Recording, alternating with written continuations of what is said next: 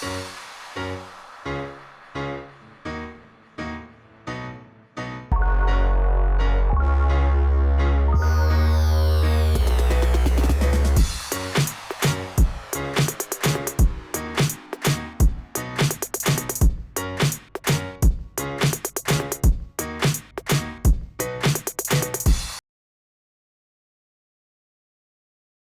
afternoon and welcome to UnitedTV. My name is Kemal Erkan. Today is April 25th, 2025. And on our Bariatric Friday, we are going to actually have a different discussion, related but different. We are going to discuss general surgery, and I'm going to actually go into the details why we are doing this today. As CREAS and American Surgery Center, outside of bariatric procedures, we do a lot of general surgery. But from our accountable care organization side, we have so many follow-ups we have to do. Orders are coming through our primary care and some of the other specialties, and then how we follow up and what some of our findings are. And my goal today is to make sure that we provide good education for our patients and better understanding of especially like hernia repairs, gallbladder, diverticulitis, appendicitis, and maybe some other surgeries, general surgery types that we are going to be discussing. Now, of course, this is a channel that's on the clinical side. I only have licensed physicians, providers who are with me, and today Dr. Gail Wynn is going to join me. Dr. Wynn, how are you doing? Good, thanks. Happy to be here. Well, thank you for joining us. And we wanted to actually have a good understanding of a couple of these general surgery, which are the most common ones. But before we get into that, if you can kind of define what general surgery is today in today's practices.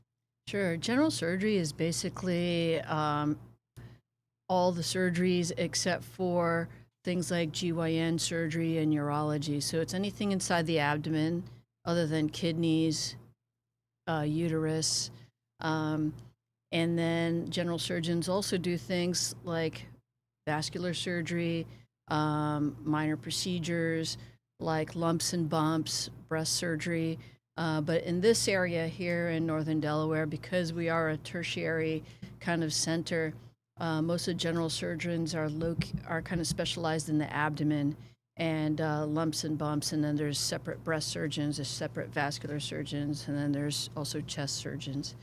So I guess for our specialty, like someone like yourself, although one of your expertise is bariatric surgery, you probably do more or similar amount of general surgery cases, just like any other general surgeon. Would that be true? Correct. I do about 50% general surgery, 50% bariatric surgery. Mm-hmm. So now I guess one of the most common ones is hernia. And hernia has different types of hernia. And as I was going through everything that we do with CREAS and in the surgery center, I had to learn a lot in these. It's not just the terms that I learned, but also I learned exactly what needs to be done and how it's being done. Scrubbing several times with you guys was an amazing experience. So now, if we were to kind of understand what hernia is, how do we determine the hernia surgery, and when do you decide to do that surgery, in what conditions? Sure. So there's different types of hernias, number one, and a hernia is basically a hole in the muscle. And so what happens is something from the inside of the abdomen is protruding through this hole. Mm-hmm. So there's different types of hernias. We'll start from the top. One is hiatal hernia, and that's a hernia that goes through the hole of the diaphragm. So it usually goes to the hole where the esophagus comes through into the abdomen to connect with your stomach. And hiatal hernia, the reason you would operate on that is if you have intractable reflux, like acid reflux, that just is not getting better with medications. Sometimes people have ulcers that bleed because their stomach is getting strangulated from that hiatal hernia. And other times it's just the stomach is flipped up on itself and it's causing an obstruction. And so we basically have to operate on that so that people can actually eat again, swallow, and maintain their weight and nutrition. Then we could go to umbilical hernias. Umbilical hernias is hernias in the belly button. And usually it's something that might have been there for a long time, but as you age, as you move around more, lift more, push, pull, that hole gets bigger and now something sticks out. For most hernias, like umbilical hernias, groin hernias, ventral hernias, they don't need surgery unless they start becoming symptomatic. So meaning they start causing you pain, discomfort, or if it gets stuck out and then you have to, you're having pain and discomfort or it turns red, that's a surgical emergency. A ventral hernia is basically a hernia that is through the abdominal wall, and it could be anywhere in the abdominal wall. The incisional hernia is basically a hernia through a previous surgical incision. And then there's inguinal hernias, which is hernias in the groins. And there's different kinds of hernias there. There's a femoral hernia that goes through where the blood vessel, the femoral artery, femoral vein goes through, called a femoral hernia. Inguinal hernia is just mostly in the inguinal canal. And then there's something called an obturator hernia, which kind of occurs a little bit more like under the leg. But all these hernias, if you just have a lump and a protrusion, we don't worry too much about that. We do check it out to make sure it's not like a mass, a cancer. Sometimes it could be something like a lipoma. But if it's a true hernia, we don't operate on it unless it's causing you pain, discomfort, or it's causing like a lot of redness and irritation. Sure. I think one of the most common problem that I see is the delay from the patient side when they actually want to come to the general surgeon to see the resolution for these. I see, and one of the reasons that we wanted to do this session is when we are doing the order follow-ups from the accountable care organization side, we see where the patient actually delays these procedures, and there's different reasons for each of them. But what are the typical issues when we delay the hernia? As this one can be done in the elective setting versus in the emergency setting, what are some of the reasons and the end results of delaying these procedures? Sure. So when you do something electively, it means kind of like at your own time. And we want to fix these hernias when they're not that symptomatic. So when you first start having pain and discomfort, that's when you come to see us right away. The main reason why is sometimes you could do something like lift something, cough, sneeze, have a bowel movement, and you're pushing real hard, and all of a sudden now the hernia sticks out, it's stuck, it's causing a lot of pain, sometimes a bowel obstruction because a piece of small bowel can get stuck in there. Becomes red, sore. It can make you pretty sick sometimes. So you want to fix it when it's starting to become symptomatic, not fully an emergency. Once it becomes an emergency, it's a lot harder to do the surgery.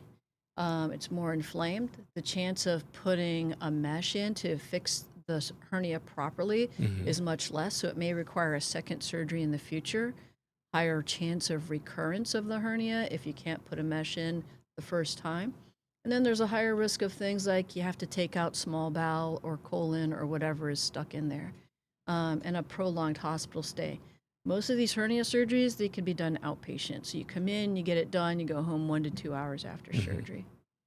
And delaying can make this extremely dangerous for the patients. Absolutely. And also the other thing is that costly. So if it's an elective procedure, how that's being done, and what may be needed for that procedure versus when it's done in the emergency setting, the cost is going to start from the emergency room.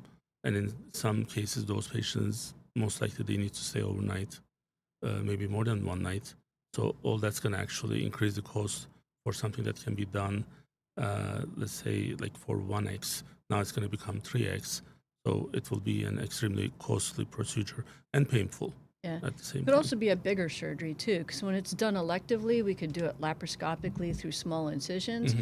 If it's done emergently, sometimes you can't do it that way. You have a bigger incision, it's more involved. You might be taking out body parts that are stuck in the hernia, and then it's a longer recovery. It could be days versus just, 1 hour surgery. Anyone is at more risk from their sex or the age standpoint? Like I know, like we're going to talk about like other procedures. In some cases, women or men, they may be higher risk for hernia. Is that the case? So I think as far as hernias are concerned, it's higher risk and more common in people that are overweight. And then the one thing that you want is, when someone is overweight that comes in with a hernia, you want them ideally to lose some weight if you can in the elective setting. If someone is a smoker, it basically is almost like 100% chance that hernia is going to come back. So you want them to stop smoking.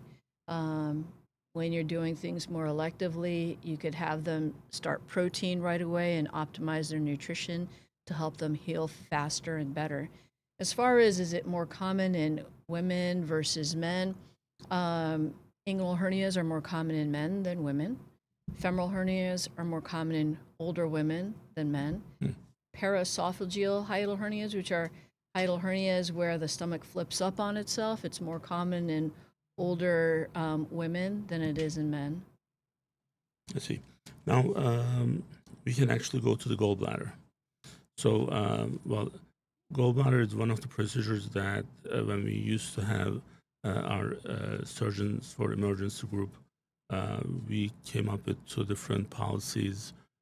One was for gallbladder, the other one was appendix. And this is where I kind of learned a lot of things between different procedures and how the symptoms can actually change. I can actually diagnose a lot of people with gallbladder. So now, what is a gallbladder and early symptoms and the risk of gallbladder? If you can actually just give us the background on the procedure. Sure. A gallbladder is actually an organ that sits under your liver. The main purpose of the gallbladder is to store bile. So bile is created in your liver, and because you're not eating constantly, the bile is used actually to help you digest your fats. So when it's not being used because you're not eating, it kind of goes into your gallbladder, is stored there until you eat. Once you eat, there's hormones that cause the gallbladder to squeeze that bile out to help you digest your foods. So sometimes what happens is gallstones occur and they form in your gallbladder. Usually occurs in women over 40 because of hormones. If you have a really bad high-fat diet, it's more likely to occur as well. So that's the Great American Diet. And so what happens is once you form stones, those stones can lodge in the duct that empties the gallbladder. And when it does and the gallbladder squeezes against it, it causes pain and discomfort. And then the bile is kind of sitting there stagnant, so it can actually get infected and cause an infection of the gallbladder. When that happens, we call that cholecystitis, which is inflammation of the gallbladder. So when someone has a gallbladder attack, it usually presents itself as abdominal pain, either up high, kind of just under the breastbone, sometimes on the right side of their abdomen, sometimes on the left side of their abdomen, sometimes on the right flank. And it's often associated with eating, especially eating something that has fatty food, a lot of fat in it. And then in addition to that, sometimes you can have nausea, vomiting, indigestion along with it. Once you first start having symptoms, you want to see a surgeon to get a workup and get your gallbladder out. Because if you wait too long, then your gallbladder could possibly get very inflamed, thickened. And then once again, it's an emergency surgery. It's harder to do. There's bigger risk when your gallbladder is very inflamed. There's injury to your liver, there's injury to the bile ducts, things can get really stuck. And from the physical feeling of it, the pain, would that be on the right side? on the right side? Usually, Right, it's usually sharp. Some people say it's like the worst pain they've ever felt. like the upper quadrant, right? Yep, right upper quadrant, yep. So, Or sometimes right flank. And then it could radiate. It could radiate to your chest, it could radiate down in your lower abdomen, but mostly it's right side, sometimes left side. So, when people delay this procedure, what type of risk are we talking about here?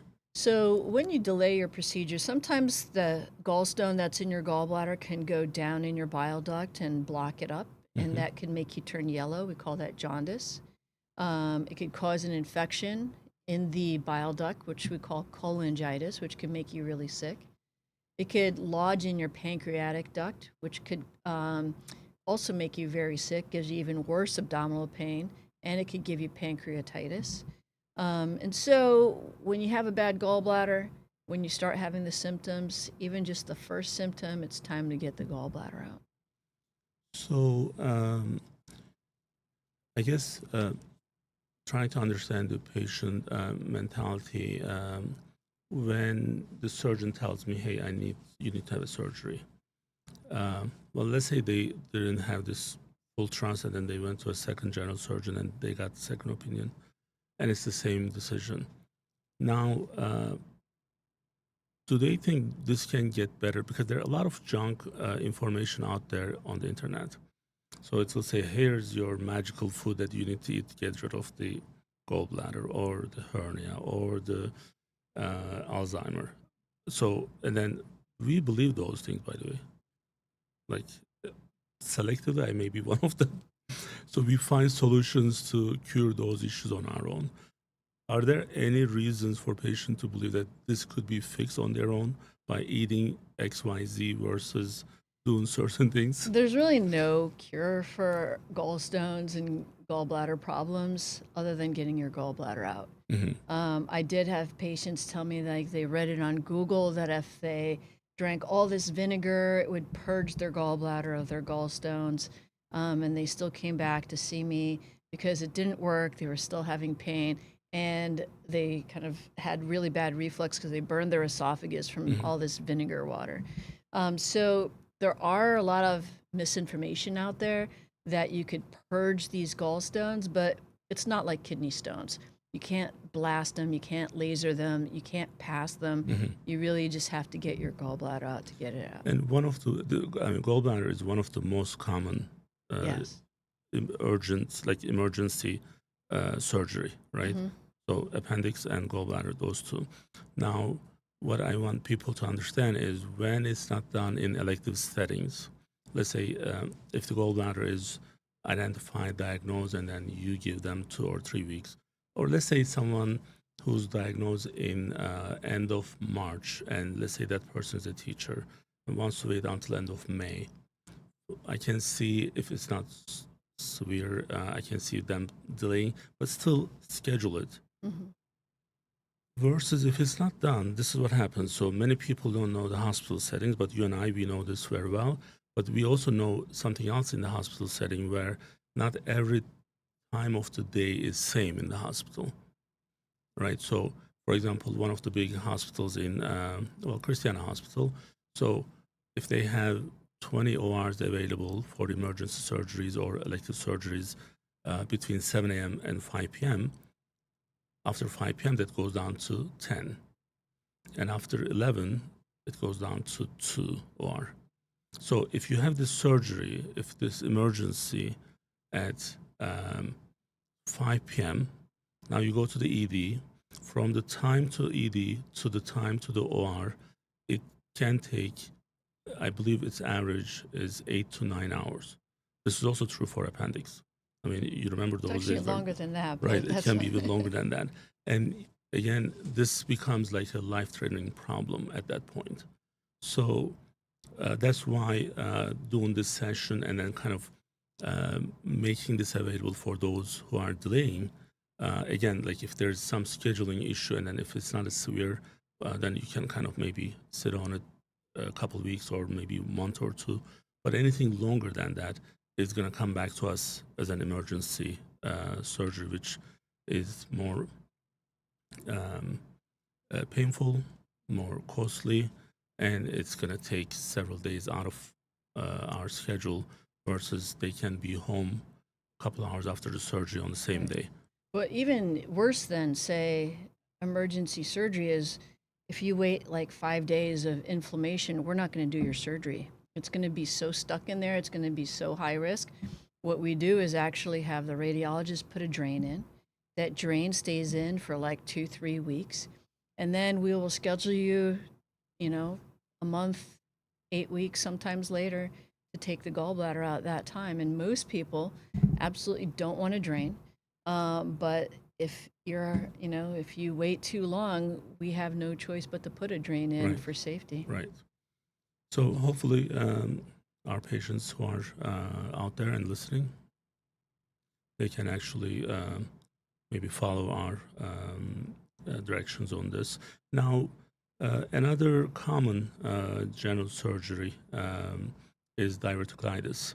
Now, although it's a very difficult word to say, even for me, I know a lot about it. It's because one of my very close friends, we won't name the person, but both you and I, we know, when he was going through this, I had to do a lot of reading. So this is when it can be one of those. Many people don't know that they have it until they have some crisis. So can you explain to us what is diverticulitis, and then we'll go into a little bit more Sure. details. Diverticulitis is a disease where basically, as you age, you get little outpouchings in your colon from weaknesses in the wall of the colon. And the more pressure that builds up in there, the more it pooches out. And then sometimes things can get stuck in there, poop, Mhm. food, and then it gets inflamed. And when it gets inflamed, those diverticuli, so it goes from diverticulosis to diverticulitis, which is inflammation of the diverticulum. The most common place for it is actually in the left side of your colon, called the sigmoid colon. The main reason why is the sigmoid colon is kind of S-shaped. And so when it's S-shaped, it builds up pressure as the stool is trying to get through there. And so that's where it kind of adds more pressure to those diverticulum. That's why it's more likely to cause inflammation and even perforation. So diverticulitis presents itself usually as pain, left lower abdomen. It usually starts out vague and then it gets worse. Oftentimes you have fevers and chills associated with it, sometimes diarrhea. And once you get it, it doesn't go away very quickly. So you need to be on antibiotics for several days, sometimes several weeks.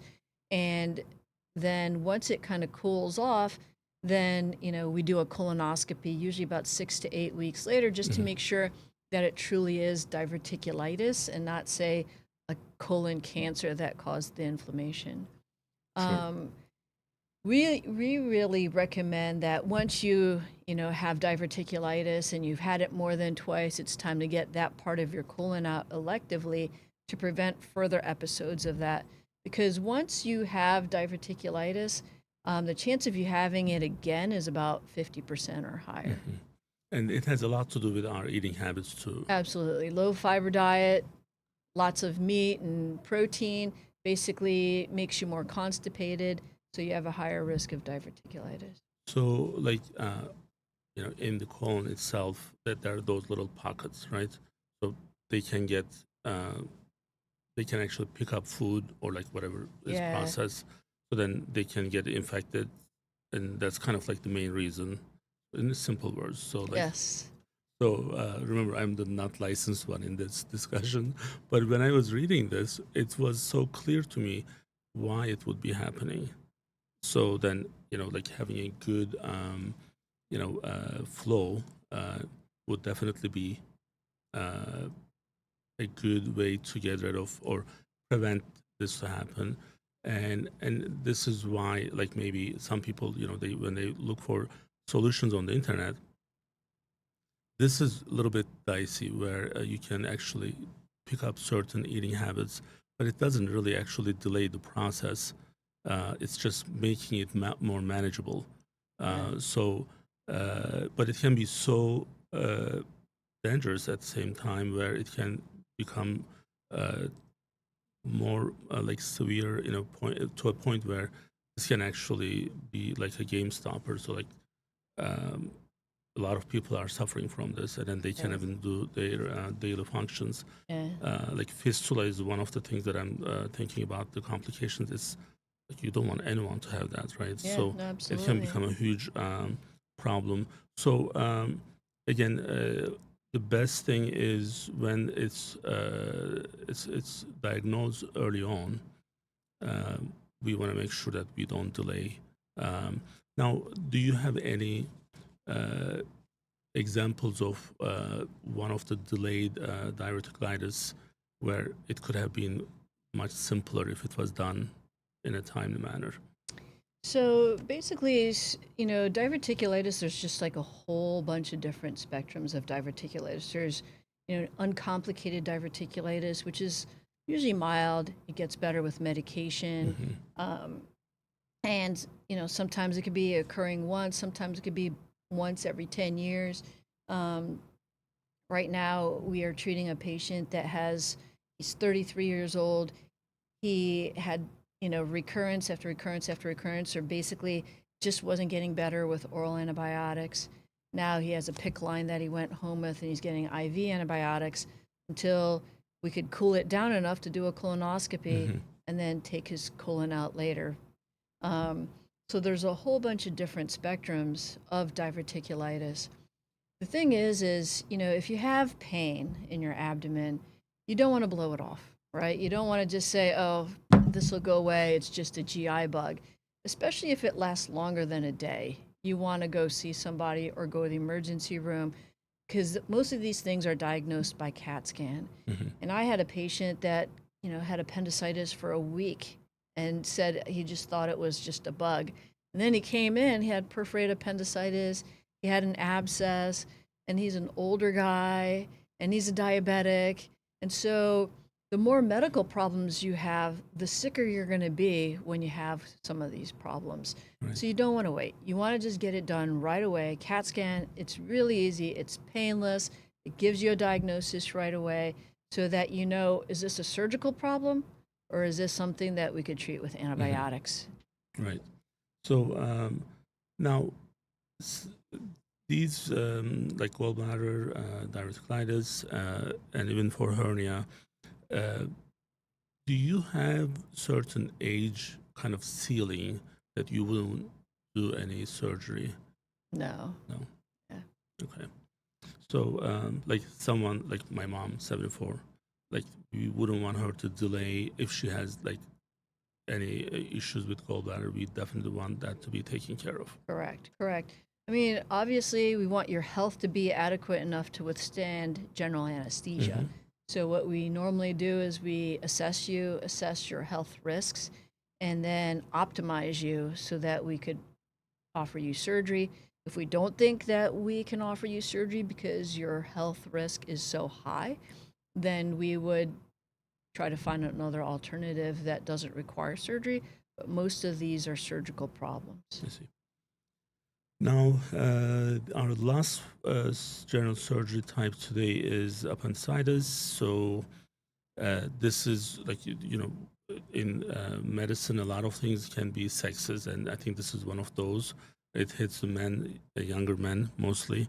That's what we know. But when we look into this specific condition, is there any way that this can be managed without having an operation?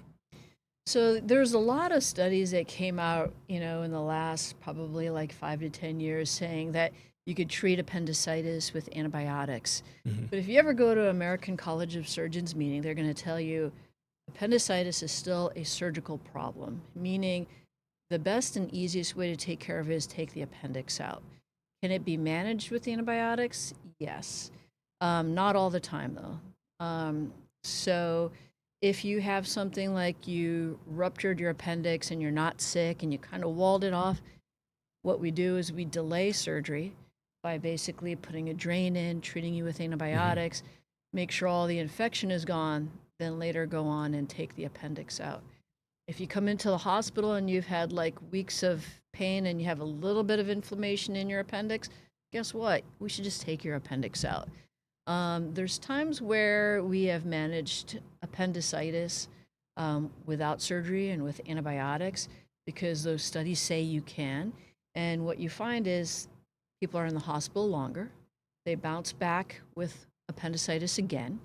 And sometimes they have other problems. You mentioned fistula. Hmm. Sometimes they could have a bowel obstruction. Sometimes they could have an abscess. So the best time to operate on appendicitis is when you have appendicitis and it's early and it's easy to take out. The longer you wait, the harder it is to take out, the more complex it can be. You could treat it with antibiotics to try to make it an easier surgery in the future, but in the end, you still should do surgery. And why is this happening? Like, what's the cause of that? Of appendicitis? Yes, like for example, if I don't, Ethan, did you have yours? No. Okay, so I have mine. So like I didn't have procedure. So, but young men, well, I included myself in the young men. So, well, for young men in their 20s, they are high risk. Yeah. So, what causes this? So a lot of it's just bad luck. But most of the time, what happens is this a little piece of poop, we call it a fecalith, or debris will get stuck at the base of the appendix and block that off. And the appendix is kind of like a hollow organ. It's appendage off your colon. So it still has an inside, it still has a lumen. When that area gets blocked off, guess what? It's in the colon where there's lots of bacteria. The bacteria grow and it's kind of obstructed, so it can't leave. And it just gets inflamed, causes bacterial overgrowth and an infection, and the appendix gets I see. It's inflamed. Now, what about for pediatrics versus adult? Are there any differences between the two? Meaning differences between the treatment of appendicitis? Right. You know, like back when I did my training for pediatric surgery, which was like 25, 30 years ago, everyone got their appendix out. I don't know if it's changed since then. I see. So that they would be treated the same. Right. Now, this is, although it's a pretty simple procedure if it's done in the right setting, pretty straightforward when I say simple, because it's very common. That's why I say simple. But you know, simple for you versus simple for me are two different things. So, you know, every time I say, like, you know, how many, you know, gallbladders you have done in your professional life probably is thousands, right? And it's probably so easy for you to do it. But for me to even be in the OR can be a complication. So just from everything else that you guys are doing there. So it's not simple, but it's straightforward. So, but it can become a deadly condition Absolutely. if it's not, you know, act on, like if you don't act on it right away. So this is why, you know, delaying these things is deadly in a way. And yet we still see this. Anything that you would actually suggest for our patients to maybe change this mentality so then they can actually look for these solutions earlier? Yeah. So my suggestion would be if you have abdominal pain and it doesn't go away and it persists past the day, it's time to go get it worked up and rule out whether it's appendicitis, whether it's diverticulitis, whether it's cholecystitis. And then the other suggestion I have is if you have a painful lump anywhere, you got to see somebody to get it worked up. So delaying is the main complication. So that's why, you know, again, one of the reasons that we wanted to do this session and make sure that our patients really understands what's happening. You know, what we see in healthcare is prevention, early detection, you know, being proactive. It can make things so much easier to deal with and less complicated. So there's no exception to this. So that's why we want to make sure that our patients take advantage of these information that we put out there.